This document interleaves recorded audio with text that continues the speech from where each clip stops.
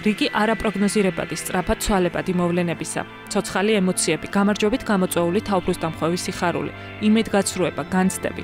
ყოველივე ამის სრულყოფილად გადმოცემა გაჩერებულ კადრში ძალიან რთულია. სწორედ ამის გაკეთებას აპირებენ თამუნა და ალექსი. მათ კარგად იციან, რომ გოლი შეიძლება ნებისმიერ წამს გავიდეს, ამიტომ სასურველი კადრის დასაფიქსირებლად ყოველთვის მზად არიან.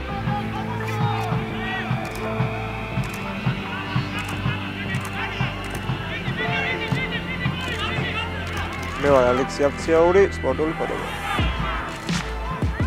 ყველაზე სასიამოვნო ჩემთვის მაინც პროცესი არის. დაძაბულობა, არ იცი რა მომენტში რა შედეგს მიიღებ, რა კაც დაიჭერ. მე ვარ თამარ კოლუმბეგაშვილი, სპორტული ფოტოგრაფი. სხვა გადაღებებთან შედარებით, რა თქმა უნდა, სპორტი უფრო რთულია. აქ გარდა იმისა, რომ გჭირდება კარგი ტექნიკა, ფოტოგრაფიის კარგი ცოდნა, საჭირო არის სპორტის ცოდნა, ასევე, იმიტომ რომ თუ არ იცი წესები, თუ არ იცი სპორტი, კაცს უბრალოდ ვერ დაიჭერ. საშუალოდ ვიგებ დაახლოებით 300-400 მატჩს თუ ფეხბურთის მატჩს ან რაგბის ჩავთვლით, აქედან შეიძლება ვარგოდეს ძალიან მაქსიმუმ 20 კადრია ალბათ, ანუ უკვე რაც ნამდვილად შემდგარი კადრი შეიძლება უწოდოს. საკმაოდ მძიმე პროფესია გვაქვს პირდაპირ მნიშვნელობით, მაგრამ როცა ხედავ მაგარ კადრებს, შენ მაგარ გადაღებულ კადრებს,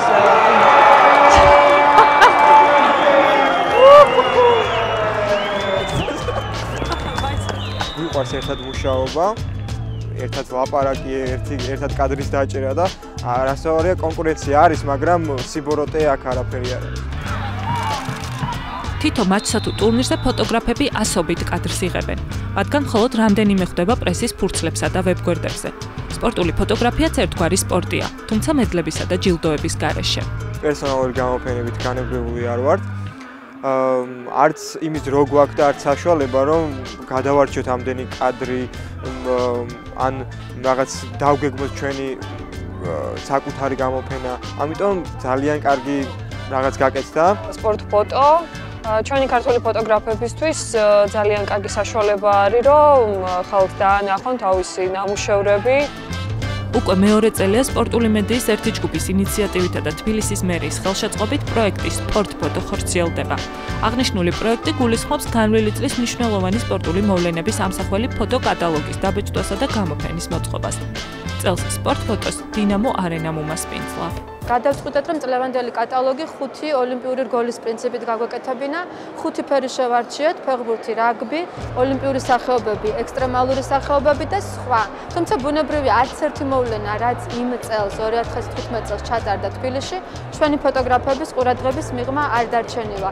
შევეცდებით, რომ მომავალში კიდევ უფრო გავზარდოთ, შევეცდებით მოვიცვათ რეგიონები და უფრო საინტერესო იყოს, რადგან ეს არის არქივი, რომელიც უნდა დარჩეს მომავალ თაობებს და რომელიც თბილისის სპორტსმენებსაც რაღაც სტიმულს აძლევს. 85 საუკეთესო ფოტოს შორის წელს დამწყები და არაპროფესიონალი ფოტოგრაფების ნამუშევრებიც მოხვდა. პირველ რიგში საამაყო ანამდვილად, იმიტომ რომ ისეთი ფოტოგრაფები არიან და ისეთი ადამიანების სურათებია და ისეთი ფოტოებია, რომ მიხარია, რომ მათ გვერდით მერგო ადგილის დაკავება. მართლა ჩემთვის ძალიან ბევრი მათგანი მისაბაძი ადამიანია და არაფერი სასიხარულოა მხოლოდ.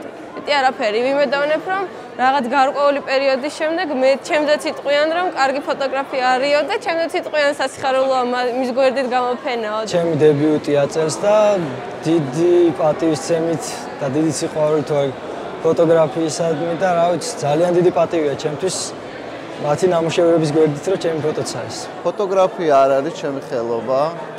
ფოტოებს ვიღებ მოყვარულის დონეზე, შეიძლება ითქვას, თუმცა რაღაც ამბავში მაინც საინტერესოა ეს ფოტოები იმითი, რომ თამსვლელი სადაც ადის და რა სურათსაც აფიქსირებს, ამას ჩვეულებრივი ფოტოგრაფი ვერ დააფიქსირებს და მინდა ვთქვა, რომ ვაპირებ უფრო სერიოზული აპარატურის შეძენას, რათა ამ დაუსწრებელ სპორტს, ამ დაუსწრებელ გზას მაყურებელს მეტის მივაწოდო ინფორმაცია ამ ყველაფრის შესახებ. გამოფენაზე წარმოდგენილი იყო გურამ დოლენჯაშვილის ფოტოებით. ცნობილი სპორტული ფოტოგრაფი გასულ წელს გარდაიცვალა.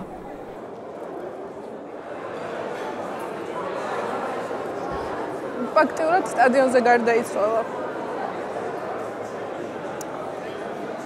არ ვიცი ხა მოეწონებოდა თუ არა, მე ესე რომ ხედავდეს, მაგრამ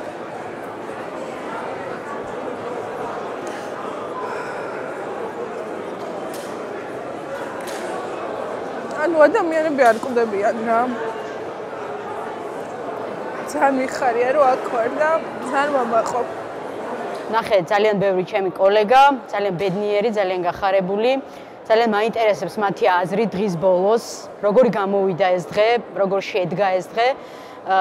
იმას ვერ ვიტყვი, რომ რაღაც ჩვენ მოვიგონოთ და დავაარსოთ საქართველოში თქო სპორტული ფოტოგრაფების დღე, მაგრამ თვითონ ეს იდეა, თვითონ სპორტ ფოტოს იდეა, მე მგონი ზუსტად ამას ემსახურება, რომ ყოველ წელს ერთი დღე იყოს მხოლოდ და მხოლოდ სპორტული ფოტოების და სპორტული ფოტოგრაფების.